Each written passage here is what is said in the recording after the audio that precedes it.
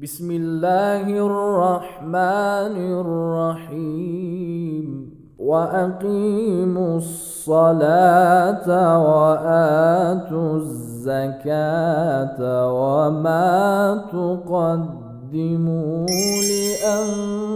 لأنفسكم من خير تجدوه عند الله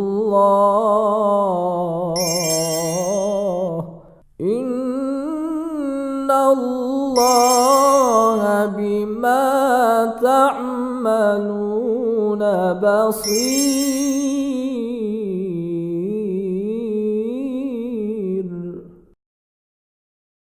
أعوذ بالله من الشيطان الرجيم. بسم الله الرحمن الرحيم.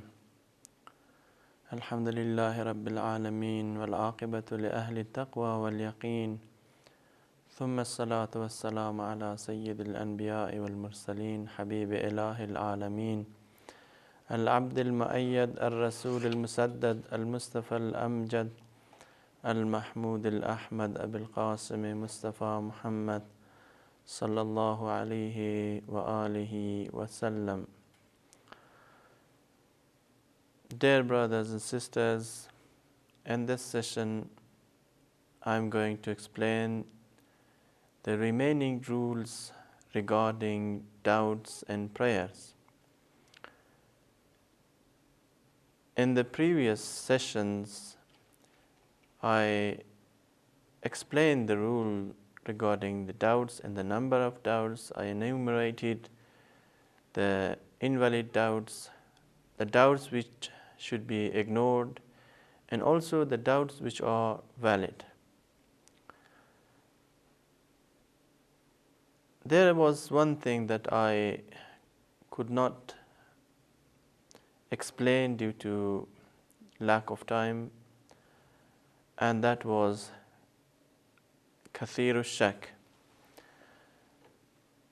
Of course, I did say that kathiru shak is a person who doubts very often or doubts too much. But how can we, or how do we know that a person is kathiru shak? How do we understand that a certain individual is a person who doubts very often? Well, the grand religious authorities, the Maraji, have stated in their books of Islamic laws that a person who doubts once in every 3 prayers is considered to be a kathiru shak. Now, if you doubt in one prayer and then again you doubt in the next prayer and then you doubt in a 3rd prayer after the same prayer, then you are considered to be a person who doubts very often. It has also been said that a person who doubts 3 times in a single prayer is also considered to be a kathiru shak. So, whether you doubt 3 times in one prayer or once in every 3 prayers, you are considered to be a person who doubts very often. And remember that your doubt should not be as a result of some tension or a result of a temporary sickness or a problem. If you habitually, if you normally doubt successively in 3 prayers, you are considered to be a kathiru shak. But if you are temporarily suffering from a disease or a problem or a sickness or some kind of tension that distracts your attention, then you cannot describe yourself and you cannot consider yourself as a person who doubts very often. You should act in a normal way and you should act like other individuals. So the rules regarding the doubts will hold good for you. They apply to you in this very case.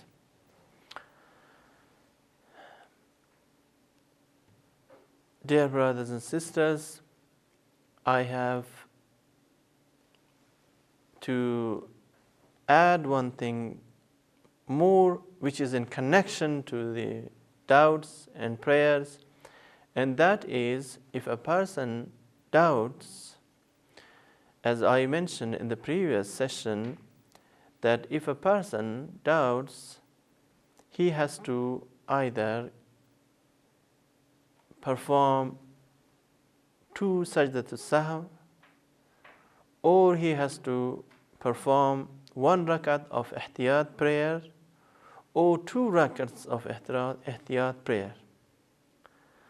For example, I said that if a person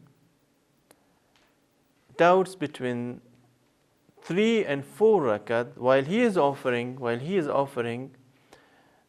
a 4 rakat prayer, he has to sit down. Of course, he has to assume that he has performed 4 rakats of prayer, and then after that he should offer another 1 rakat of ihtiyat prayer. Now this has to be done after the second sajda, because if you doubt after the second sajda whether you have performed 3 rakat or 4 rakats of prayer, then you have to decide, you have to assume that you have performed 4 rakats of prayer, and then in order to compensate and to make up for 1 more rakat which is likely to have been missed by you, then you will offer 1 rakat of ihtiyat prayer, and that will compensate the missing rakat, if in case it has been missed. Of course, if you come to a conclusion, if you just learn that you have offered 3 rakat of prayer, or you have indeed offered 4 rakats of prayer, you have to act accordingly. For example, if you are offering a 4 rakat prayer and you doubt between 3 and 4 rakat, and then after a few minutes or a few seconds, you come to the conclusion that you offered actually 3 rakats of prayer. If you have not changed your position, if you have not deviated from the direction of Qibla, or if you have not done something that invalidates the prayer, then you have to offer another. If you should offer another rakat of prayer, even if you have done the salam, even if you have performed the salam, you have to offer 1 more rakat of prayer, if provided that you should not have deviated from the direction of Qibla, or you should not have done anything. If you have done anything, of course, then your prayers are void, your prayers are invalid, and you have to repeat the prayer. And in case you have not deviated, you should offer 1 more rakat of prayer. And because you have done the salam, you have performed the salam, you should do 2 sajda of sahw. You have to perform sajdat al-sahw, and that sajdat al-sahw will make up for the salam, and it is inappropriate place. The salam which is wrongly done will be made up with 2 sajda al-sahw.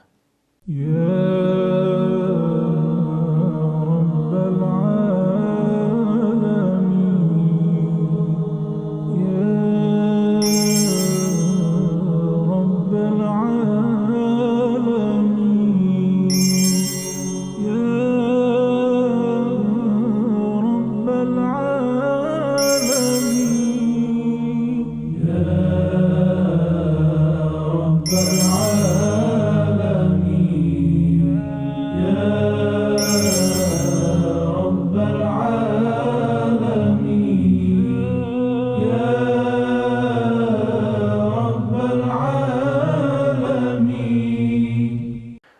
Another instance, another example where one is under the obligation to perform two sajdat sahw is where a person doubts between 4 rakats and 5 rakat.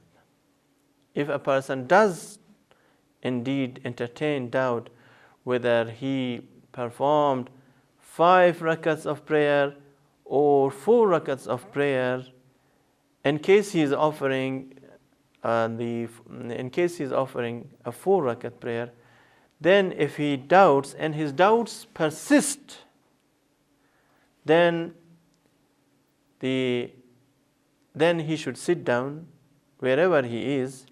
He should sit down and then he should finish. He should offer the tashahhud.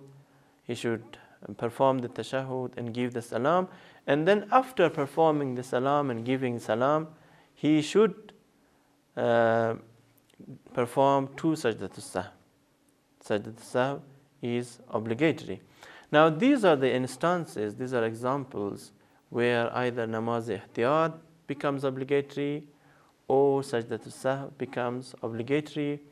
And of course, one has to act according to the rules and obligations which have been prescribed by the religious authorities, by prominent religious scholars.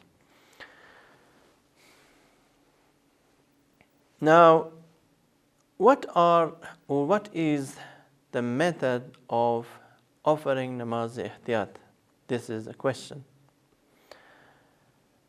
The method of offering namaz ihtiyat is that once you have done your original prayer, once you have performed the original prayer and you have completed the salam, you have done the tashahhud and given the salam, then without doing anything else, without engaging in any other activity, you should stand up and make your niyyah, do the takbir, and then recite the hamd. Recite hamd and then perform ruku, and then you should do the sujud, and then you have to do the tashahhud and finish the prayer with salam. If you are going to perform 1 rakat of ihtiyat prayer, I should tell you that there is no surah, there is no qul huwallahu ahad, there is no qunut in ihtiyat prayer. And what you have to do is form your niyat, make the intention, and then do the takbir, recite the hamd, and after finishing the hamd, and when you have said waladhdallin, you have to do the takbir, do the ruku, bend for ruku, and then do the two sajdas, and then you will have to do the tashahhud and finish the prayer with salam. In case you are offering 1 rakat of unit ihtiyat prayer. If you are going to perform 2 rakats of prayer, because in some instances, for example, if you doubt between 2 rakat, if you doubt between 2, 3 and 4 rakats of prayer, here you have to perform 2 sajdas, 2 rakats of ihtiyat prayer standing, and another 2 rakats of prayer in a sitting position. So in some cases, of course, you have to offer 2 rakats of prayer, and in some cases, like when you doubt between 3 rakat and 4 rakat, there you have to perform 1 rakat of prayer. It depends on your doubt and on the nature of your doubt, depending what numbers of the doubt and what numbers of rakats you doubt about. If indeed you doubt between 3, 4 and 5 rakats, you have to perform 2 rakats of ihtiyat prayer in a standing position and 2 rakats of ihtiyat prayer in a sitting position. Now, if you are going to perform 2 rakats of ihtiyat prayer in a standing position, you should, of course, after doing the sajda, you have to stand up, and you will have to recite hamd once again, and then you will do the ruku and tashahhud. There is no qunut in the second rakat, of course. you should remember that there is no qunut and the second rak'at of the ihtiyat prayer. You will do the tashahud and finish the prayer with salam. Now there's one thing that has to be noted, and that is the ulama, the religious scholars have said that you should not recite the niyyah verbally. You should not recite the ihtiyat prayer. When you are offering a ihtiyat prayer, you should not make the niyyah by pronouncing the niyyat verbally. Of course, niyyat has to be there. You should make the niyyat, but you should not move your tongue, because when you are going to move your tongue, you will make the niyyah in your own language, in your own Farsi or Urdu or whatever language. The religious authorities have said that the niyyah should not be pronounced. It should not be recited. Just pass it through your mind, cross it through your mind, and that is sufficient. You will have to say takbir. And then they have also said, of course, you should not recite the hamd in audible voice, in loud voice. The ihtiyat prayer should always be recited, whether you are offering the Maghrib prayer, the Isha prayers, or the Fajr prayer, or the midday and afternoon prayers. You have to perform the ihtiyat prayer silently. And of course, you know that there is no ihtiyat prayer for the Fajr prayer, there is no ihtiyat prayer for the Maghrib prayer, because when ihtiyat prayer always comes when you doubt, when you are offering a 4 rakat prayer. Either you are offering the midday prayer, or you are offering the afternoon prayer, or you are offering the Isha prayer. And ihtiyat prayer has to be recited even if you are offering the Isha prayer, because in Isha prayer, when you are offering the original Isha prayer, you have to recite it in loud voice. You have to recite it in loud voice, in audible voice. But as far as the ihtiyat prayer is concerned, even the Bismillah has to be recited as an obligatory precaution. It has to be recited in silently. It has to be recited silently, in a whispering manner. Do not recite it loudly. Hamd should also not be recited loudly. It should be recited silently. And of course, when it comes to the ihtiyat prayer, of course, if before offering the ihtiyat prayer, you remember all of a sudden that you offered the prayer correctly, the prayers correctly. For example, you remember that you offered the midday prayer or the afternoon prayer correctly, then it's not necessary to perform ihtiyat prayer. You have done your job and you have performed your prayers correctly because you remembered. And even if you are offering the ihtiyat prayer and you're busy offering and you remember that you offered the previous prayer correctly, the original prayer correctly, then it's not necessary to perform ihtiyat. You can leave the prayer even if you are busy offering the ihtiyat prayer. But if you are offering prayer and you, for example, you doubted between 3 and 4 rakat, and you remembered that you offered 3 rakat, not 4 rakats of prayer, and you are busy offering the ihtiyat prayer, that ihtiyat prayer will count for the 1 rakat which you did not offer. Your prayers will be valid. If you offered the ihtiyat prayer later on and you remembered that you offered 3 rakats of prayer with the original prayer, then again this 1 rakat of prayer will make up for that one forgotten and 1 missed rakat of prayer. The ihtiyat prayer compensates, makes up for the missed rakat of prayer, if there is any missed rakat of prayer at all, because we are not sure. We are doing the ihtiyat prayer just as a measure of precaution, as a measure of ihtiyat, not because we are certain. If we are certain, we act according to our certainty. If you are offering ihtiyat prayer and you remember that you offered either one rakat more or one rakat less, then of course you have to act according to your certainty. If you remember that you offered one rakat less with the original prayer, then you have to complete the ihtiyat prayer, and that will be sufficient. And the ulama, the scholars have said that you will have to, as a measure of precaution, it is good for you that you offer two sajdat sahw, because there was an additional salam. There was an additional salam.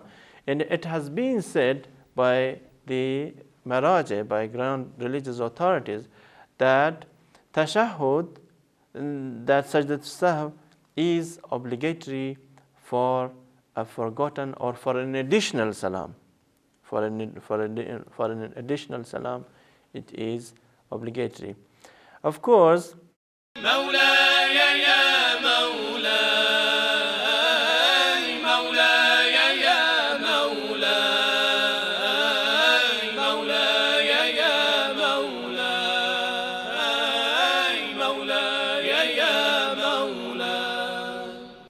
if an act which is not a rukn is omitted or added forgetfully in namaz ihtiyat, it will not be obligatory to perform sajdat sahw, provided that that is not rukn, and that is a part of the prayer, an obligatory part of the ihtiyat prayer, but it is forgotten forgetfully and by mistake, then it's not necessary to perform sajdat sahw. Now, dear brothers and sisters, another question which arises is how to perform and where to perform sajdat sahw, and when does it become obligatory. The ground religious authorities have said that sajdat sahw becomes obligatory for 5 things. And of course, sajdat sahw is always performed after the salam. After you have given the salam and the salam, you perform sajdat sahw, because either you left something or you added something inadvertently or by mistake or forgetfully. Then in this case you have to perform 2 sajdat sahw. Now what are those 5 things for which you have to perform 2 sajdat sahw? Number 1 is where you talk forgetfully during prayers. If you talk forgetfully during prayers, you have to perform 2 sajdat sahw. Number 2 is where you recite salam at a wrong place, like forgetfully reciting them in the first rakat. In this case, it's necessary, if you remember that you perform the salam in the first rakat, then you have to stand up and continue your prayers. And then after you have finished the whole prayer, you will have to perform 2 sajdat sahw. Now this is the second instance, the second example where 2 sajdat sahw become obligatory. The third place, or the third thing for which 2 sajdat sahw become obligatory is for forgotten tashahhud. If you forget tashahhud in your prayers, for example, if you forget tashahhud after the second rakah of the midday prayer, or after the second rakah of the maghrib prayer or isha prayer or afternoon prayer, then you cannot go back and perform tashahhud. But after you have done the salam, of course, you have to perform tashahhud, and also you have to perform 2 sajdat sahw, because you forgot it in the middle of the prayers. You should perform the tashahhud, and also you should perform 2 sajdat sahw. Now, the fourth place and the fourth thing which make 2 sajdat sahw obligatory is when there is a doubt in a 4 rakat prayer after the second sajda, as to whether you perform, for example, 4 rakat or 5 rakat. As I mentioned in the early part of the lecture, that if you actually doubt between 4 rakat and 5 rakats of prayer after completing the second sajda, then in that case you have to perform 2 sajdat as-sahw, and that will make, there is nothing else that you should do. 2 sajdat as-sahw would suffice. And the last thing, or the 5th thing for which sajdat as-sahw become obligatory, is when after namaz you realize that you have either omitted or added something by mistake.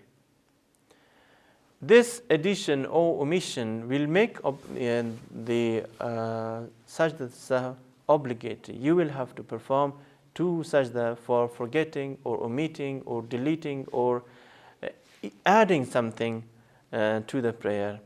And actually it has been advised, it has been said by the ground religious authorities, that any omission, whether it is a slight omission, whether it is a negligible omission, is recommended apart from these 5 instances which are obligatory, which require and which call for sajda, for sajdat as-sahw.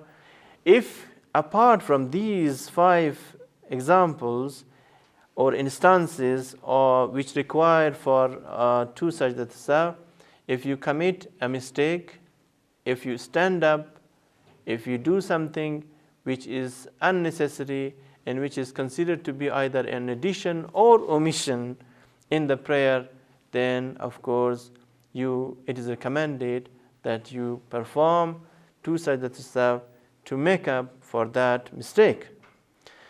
Now another question is that how are we supposed and how should we perform the sajdat as-sahw?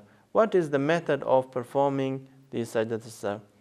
The grand religious authorities have said that after finishing the salam, immediately after salam of prayer, one should make the niyyah of performing sajda. He should make, because there are 2 sajda, he should perform 2 sajda. He should make the niyyah, and then he should, it's not even necessary to do the takbir. There is no takbiratul ihram, but if you say the takbir, there is no problem. You can say that. It is recommended to say takbir, and takbir never invalidates your act of obligation. Now you make the niyyah and do the takbir and then do the sajda. There are 2 sajda. You should do the sajda in the same way as you do 2 other sajdas in your prayers. Of course, the zikr is different. When you perform the sajda, you should say Bismillahi wa billah. Of course, Assalamu alayka ayyuhan nabiy wa rahmatullahi wa barakatuh. The complete salam is there. And in each of the 2 sajdas, you have to do this. And then when you have completed the sajda, you will have to recite tashahhud, and then the salam is there, and that will suffice for sajdat as-sahw. And if you, as far as the salam is concerned, the scholars have said that if you just say assalamu alaikum, it is sufficient. But it's better to say assalamu alaikum wa rahmatullahi wa barakatuh. And this is the complete zikr of the sajda. To say assalamu alaikum is also sufficient, and there's no need to complete or to say alaikum wa rahmatullahi wa barakatuh. But to say that would be better. Or these were some of the rules regarding namaz ihtiyat or ihtiyat prayers and sajdat as-sahw. Inshallah, in the next session I will begin explaining the rules of another jurisprudential topic. Probably I will have to discuss the rules regarding the prayers of a musafir or a traveler. Until then, wassalamu alaikum wa rahmatullahi wa barakatuh. ربنا يا ربنا يا ربنا يا ربنا واغفر لنا وارحمنا يا ربنا ربنا يا ربنا يا ربنا واغفر لنا وارحمنا وارحمنا يا ربنا يا ربنا ربنا يا ربنا يا ربنا واغفر لنا وارحمنا يا ربنا ربنا يا ربنا يا ربنا يا ربنا